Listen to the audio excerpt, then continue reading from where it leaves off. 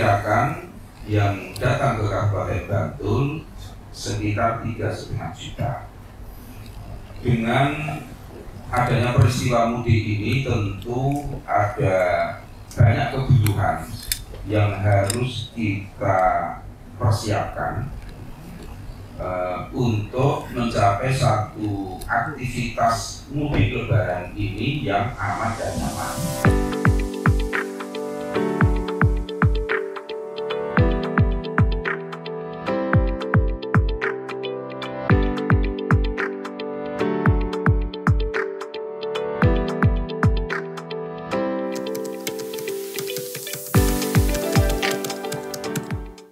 Pendek kata bahwa persiapan yang kita lakukan ini untuk mewujudkan mudik yang menggembirakan, yang aman, yang nyaman,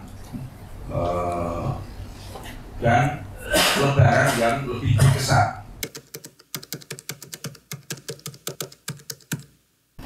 Perlu kami sampaikan bahwa kondisi jalan di Kabupaten Bantul pada pertengahan tahun 2023 ini kemantapan jalan persentasenya sangat tinggi, sangat bagus, sehingga otomatis persentase juga kemantapan jalan menurun. Realisasi di lapangan ini kondisi jalan terus kita kejar pengerjaannya. Tahap awal ini akan kita selesaikan di hari Senin, pengerjaan terakhir. Kemudian setelah kita masuk, kita mulai lagi. Dari awal tahun ini, Januari sampai dengan saat ini, kita melaksanakan pemeliharaan jalan ini bisa mencapai 28 ruas jalan.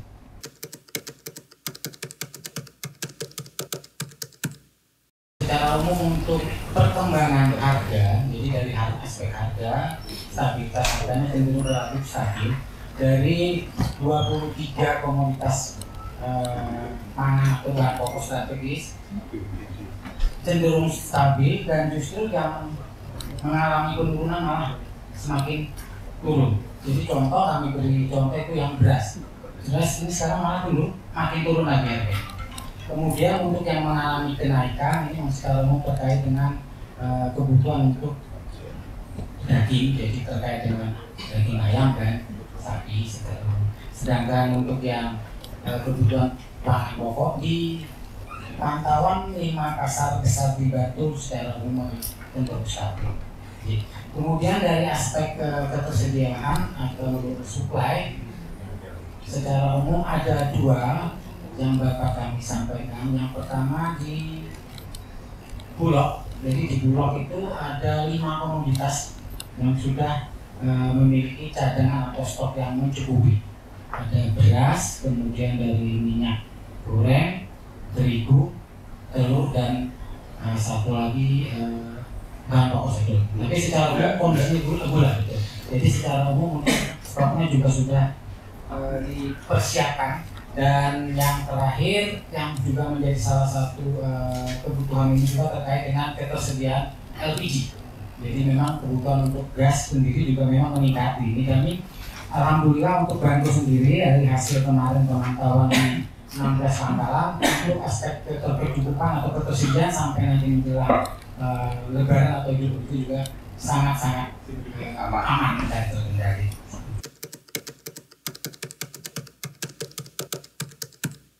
Kemacetan wisatawan tadi yang ditanyakan, bahwa prediksi kami untuk kunjungan wisatawan itu nanti akan melonjak di hari Sabtu Minggu tanggal 13 dan 14 April. Namun demikian mulai H+1 di hari Kamis kami sudah siaga penuh dengan personel kami yang kita tempatkan nanti di 4 posko yang merupakan ruas jalan akses menuju objek pariwisata, yaitu di Jembatan Kretek 2, kemudian di pos PPR Parangtritis, kemudian di jalur Mangunan Dringo, dan satu lagi di jalur Cimamati. khusus untuk di jalur Cinomati sebenarnya sudah kita pasang rambu-rambu untuk bis dan kendaraan besar dilarang melintas. Namun demikian kami tetap melakukan antisipasi dengan menempatkan personil di sana. Kemudian yang kedua, berdasarkan keputusan Forum LLAJ Provinsi DIY yang diselenggarakan kemarin, untuk jalur Imogiri Mangunan nanti diberlakukan satu arah. Jadi naik lewat Imogiri, kemudian yang melalui Patok itu hanya diperbolehkan kendaraan wisata yang tujuannya di BH Skyview. Selain itu diberlakukan satu arah melalui jalur Imogiri.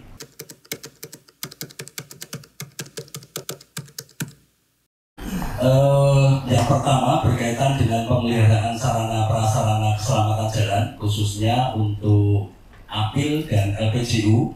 Itu nanti selama H-7 dan H+7 kami siaga di pos induk Gabusan. Itu yang pertama tim perbaikan LPJU, kemudian yang kedua tim perbaikan APIL. Di samping pos pam induk kita di Gabusan, kita juga siaga insya Allah 24 jam. Jadi yang kami prioritaskan nanti adalah gangguan-gangguan di titik-titik jalur mudik dan jalur wisata. Itu nanti prioritas kita. Kemudian untuk pemeliharaan lampu penerangan jalan, yang pertama sudah kami lakukan penggantian lampu LED mulai di ruas Kota Bantul, kemudian di Jalan Parangtritis mulai dari perempatan Dulu sampai dengan Simpang Pandakulan itu sebanyak 150 titik armatur LPJU sudah kita ganti dengan LED. Jadi insya Allah nanti untuk layanan penerangan jalan ini akan berjalan dengan lancar.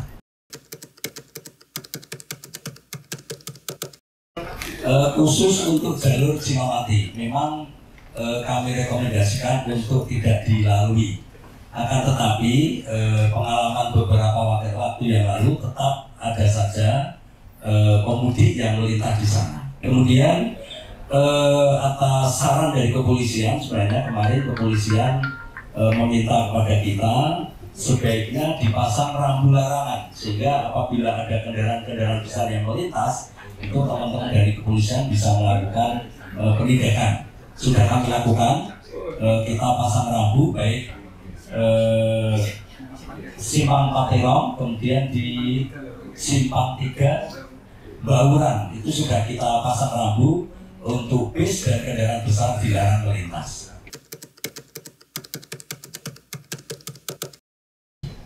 Kemudian lonjakan pengunjung yang tadi disampaikan memang prediksi kami itu 3 sampai 3,5 juta, tentu itu bukan jumlah yang sedikit.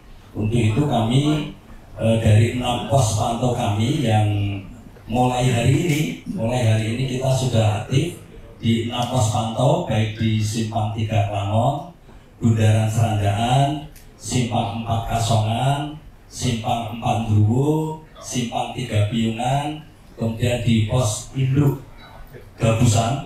Itu kami siaga mulai hari ini. Kemudian nanti mulai H+1 kami tambah 4 pos pantau yang ada di akses jalur wisata.